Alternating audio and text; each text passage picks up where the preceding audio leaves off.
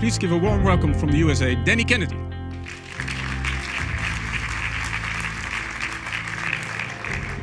Thank you, Edwin. Thank you, everyone. It's great to be here back in Eindhoven. I came here in 2008, visited the Clean Tech campus, and I'm happy to be in the sort of high-tech center of Netherlands and with you all. And we'll be talking a little bit about Sungevity and my story and how we can get to yes and promote a lot more solar. As Edwin mentioned, I kind of come out of this background of doing silly things like this and trying to stop Prime Ministers of Australia getting in bed with coal companies. But I found through a campaign that I ran for Greenpeace in California about 12 years ago in 2001, the power of a solution was sort of overwhelming. We ran a plebiscite, a citizen-initiated referenda, which is possible in some US states, to get $100 million worth of bonds for solar and wind financing in the city of San Francisco. And these students and myself, we organized people to turn out the vote, and we got 73% of the vote that November, just after 9/11, when the world was in pretty dark days. And it was an amazing statement for sort of 3/4 of any US population to vote for anything. You know, they're so polarized over there. And it was this aha moment for me that we had something with solar power that could really challenge the status quo and make people inspired and want to do something great for the world and vote for a solution. So basically my story is kind of the story, I think, of our industry and movement, which is moving from saying no to the climate polluting, problem causing, dirty energy of the past and saying yes to this clean energy solution, which doesn't just change the way we supply power in the literal sense, but it will change the way that we have power relations in the figurative sense. And I'm sure we'll hear much more about that from the next speaker, Jeremy, and the third industrial revolution. But, you know, this was sort of my come to Jesus moment. Like, my life had to become about getting more of this solution supported by more people. And so we set up Sungevity in a lot of ways to do that. It's a company that goes to residential customers, makes it easy and affordable to get a solar solution for their home. And that touches them with those benefits, the feeling of doing something good, being part of a bigger purpose, saving money, giving their kids a better legacy. All those positives that we generate by putting solar on their home means that when it comes to the next ballot or the next policy question or the next political ask, they'll be there standing with us for a clean energy future. So we have a mission statement that is to build the world's most energized network of people who power their lives with sunshine. And we think we're sort of building that to this day as a campaigning corporation. But I just want to remind you what we all do. I mean, you all do this, so it's sort of a bit redundant, and forgive me if this is too simple, and I'll get to questions and talk about the US market and current conditions. But, you know, we're in a really good place. We have this fantastic machine called the photovoltaic panel that sits on the point of use of electricity and converts photons directly to electrons. And it's growing gangbusters. We'll go through some of the figures about how fast it's growing. But just in the United States, Edwin asked me to address some of the sort of market realities there. It's the fastest growing job creation engine in the United States through the Great Recession. Critical metric. We employ more people now in America than the coal mining industry. In California, we employ more people in the solar industry than there are actors. In Texas, where I hung that banner all those years ago, there are more solar industry workers than there are ranchers in the big state of Texas. So the solar industry is going gangbusters and creating a lot of value for a lot of people. Some other figures for you that might be of note. One is, there's a lot of hype right now in the States about natural gas. You would have heard all the media about shale gas and fracking and all this nonsense about, oh, we've created an infinite supply of natural gas, and it's coming to Europe too, I know. So last year, at the height of this natural gas boom, more wind and solar was added to the United States electricity grid than gas-fired generation. So despite all the hype, the fact is that we're actually doing better. This year, 2013, I like to say that I think maybe the Mayans were right. You know how at the end of 2012 they said it was the end of the world? Well, I think it was the end of the world as we know it, because January 2013 was the first month in history when all the new electricity additions into the United States grid were renewable power. They were wind, solar, and biomass. There were no fossil fuel generating plants linked into the US electricity grid in January. And this first quarter, January through March, 82% of all new additions were solar. Like, we're winning the race to rewire the country and the world with this technology for a bunch of reasons. We're doing really well. The main reason is that we've got a better solution, because this is what we're displacing. This other, much dumber way of doing it. Same deal, solar energy falls free from the sky. In this case, it got taken up by plants 200 million years ago. They died and became fossils. And then we come up and dig them up, burn them to boil water, which is a really bad idea in a water-scarce world. Like, you know, I don't know whether you know this, but 30% of French nuclear reactors were shut down last year because the river water couldn't keep them cool. In the United States, 49% of water used for human use goes to steam turbines. 42% goes to agriculture, the rest goes to all other uses. As we get worried about water limitations, we're going to stop boiling it off for steam in turbines. And then, of course, we shunt it to our houses through this very inefficient transmission grid that we have. So we've got a better solution with this thing, and you and I know that from lived experience and because of our work. But just sometimes it's best to remember it in simple terms. Same deal, solar energy, we just take it direct at the point of use through a machine that is incredibly efficient. Don't let them tell you that it's not efficient. 15% of those photons falling out of the sky become electrons underneath that machine. No moving parts, no boiling of water, no digging up, nothing required. Whereas if you take the solar energy in this, it's less than 0.15% of the energy falling out of the sky. So the other thing to note about why we're winning, and you know, one of the things I want to leave with you is the fact that we are, is just the scale of growth. The year I was born, there was 1 megawatts of solar cells produced on this planet. So they were mostly going back then to your Casio calculators and to satellites to power the then growing information technology. They took until 2004 to get to a gigawatt. So I was married and had children by then. And then just to last year, we got up to 35 gigawatts, as you know, in terms of solar installed that year. We're on track, we think, for just over a decade out to do 10x that. Another way of talking about this is cumulative installed. So the technology was invented in 1954, just about 60 years ago. We just got over the 100 gigawatt mark in terms of cumulative installed solar panels on Earth. So it took 60 years to do 100 gigawatts. The next 100 gigawatts will take 6 years. And then the next 100 gigawatts after that is projected to take less than 1 year. So we're on that ramp, we're doing that S-curve, and what that means is that we're becoming incredibly cheap. This is real numbers from the United States electricity experience over the last century, where fossil fuels have gone up for good reason. They're governed by an economic rule called scarcity. You dig them up, they become less plentiful, they go up in price. There's also things like water is scarce, and the room we have to pollute is scarce. So it's limited, you pay more for it, it goes up in price. These are real kilowatt hour figures for range of prices that average Americans pay for the electricity they use. And you know the story, in Hawaii it's even more expensive than that. But that's kind of the story to date of dirty energy, and this is the story of solar electricity. It's pretty simple. It's driven by a different economic rule, which is a technology curve, and it's the volume production learning curve. Every doubling of volume, we've dropped the price by 18% for the electricity that we actually get out the back of the machine.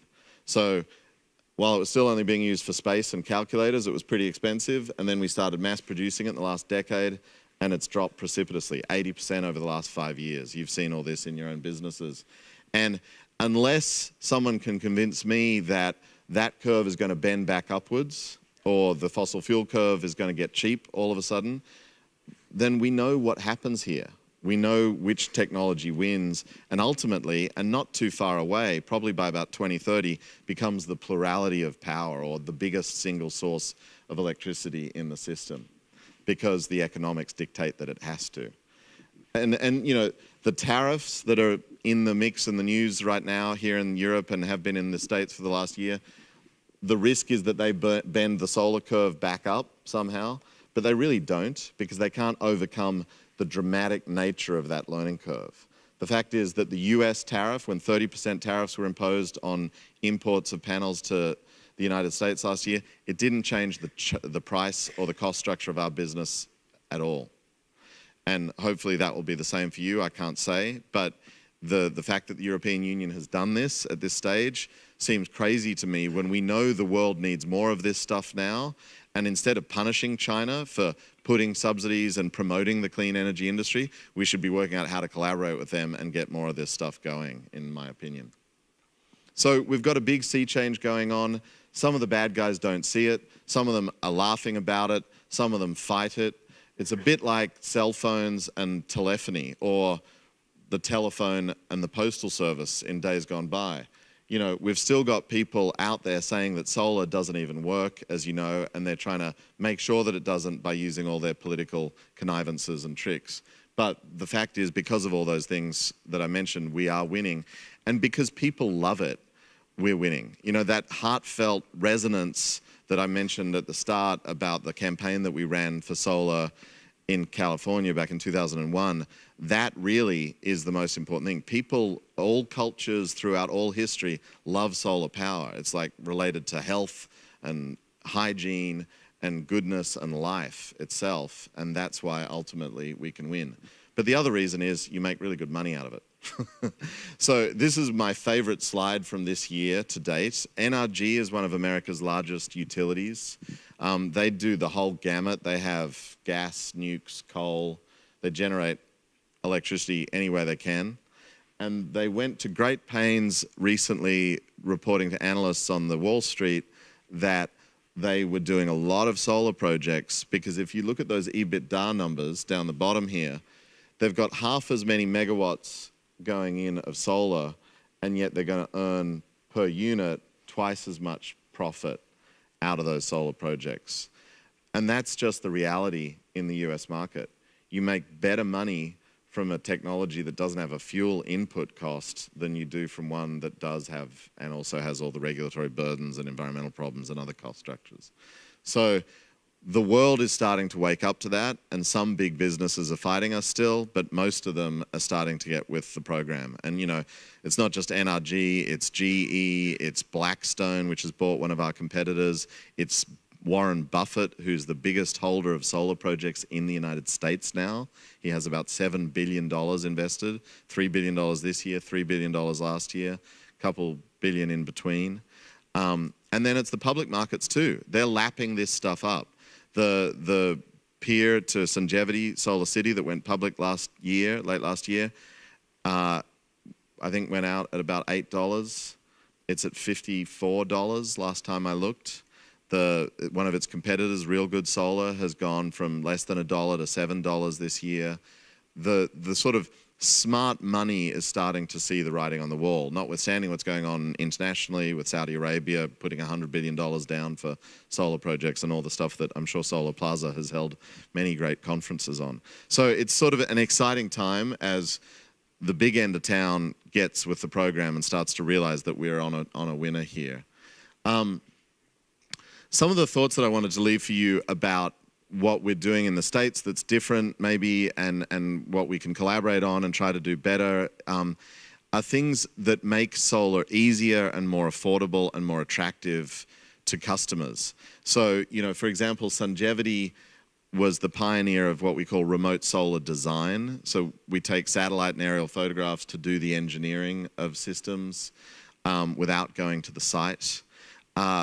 The solar leasing business, which you probably talked about here, and I'm happy to answer as many questions as you like about, is the real game changer in US adoption, the thing that has really fueled growth.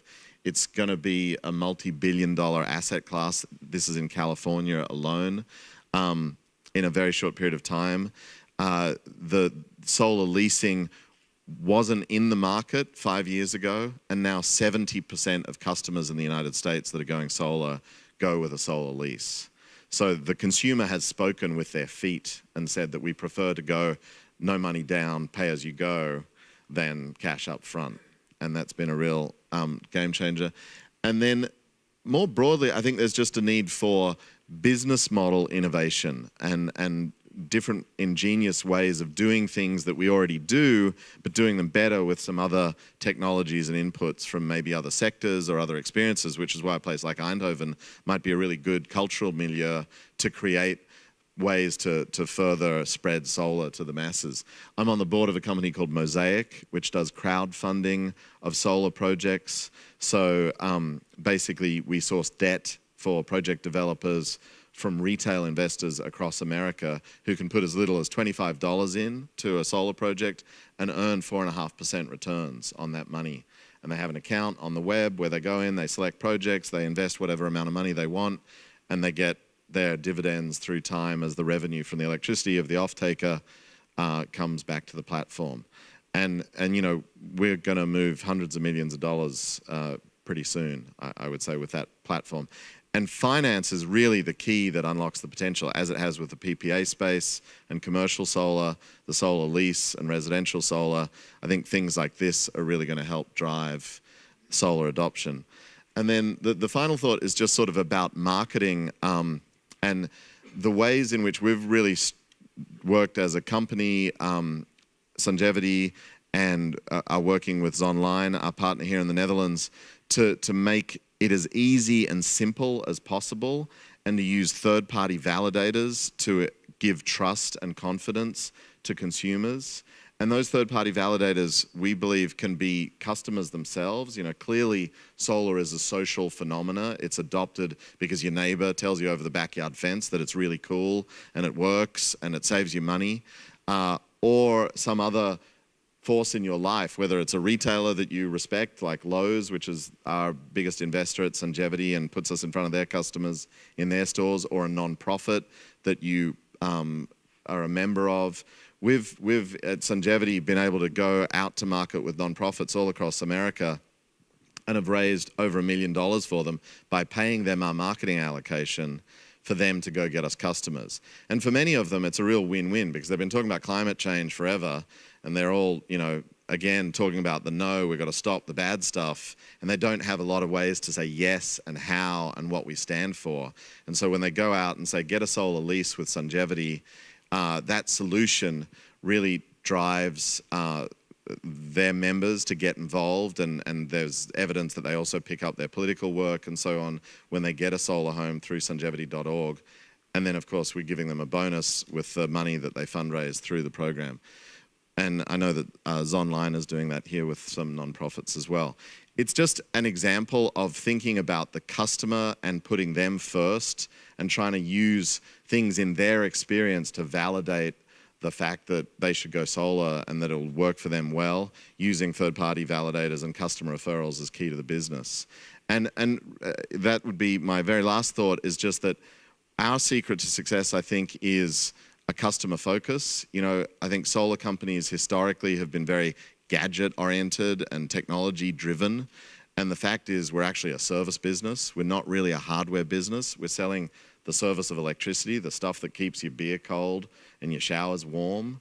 And we've got to think like that. Like, what is it that the customer wants to feel good, to feel secure, and to feel maybe fun or sexy or, I don't know, you know, special in going solar with our companies. And that's what a lot of the customer service we do is all about, making them feel positive.